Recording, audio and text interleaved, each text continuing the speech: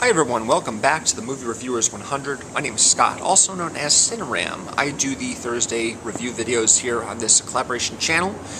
This week we've done Fantasy Week. We've had some interesting choices for Fantasy Week. I wanted to talk about the second Lord of the Rings movie. This is my copy of The Two Towers, the second of the initial three Lord of the Rings movies. It's got the theatrical version of the film, and it's got a disc full of extras. Very nice set right there. I'm very happy with it, and I'm very happy with this film overall, unlike the other two Lord of the Rings movies, which I really don't like nearly as much. This movie actually made my top 10 of 2002.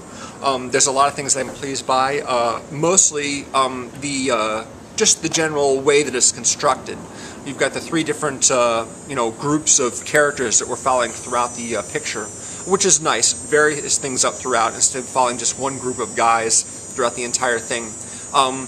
Also, there isn't a lot of laborious setup in the beginning of the film like there was in the beginning of the Fellowship of the Ring, and you don't have that incredibly extended wrap-up at the end of Return of the King, a movie which I think is just terrible, actually, for the most part.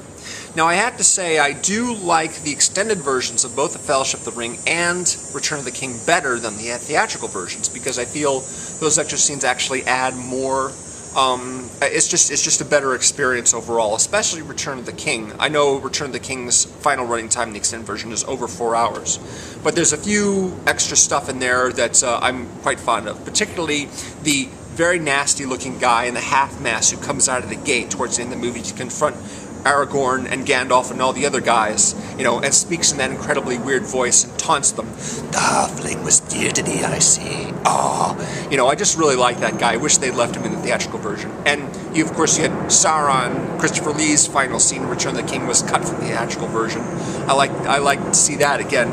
But The Two Towers is different. The Two Towers, the theatrical version, for me, is actually better than the extended version. And the reason for that is because the extended version has a lot of very superfluous scenes in it, scenes that aren't necessary, especially if you're watching the entire series. You've got Gandalf talking to Aragorn in one scene, catching him up on a lot of stuff that's happened that Aragorn wasn't privy to.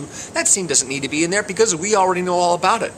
It could be something like, by the way, Aragorn, let me catch you up on what's been going on, and then cut to another scene, because we already know what he's going to say, because we've been watching the whole series, right?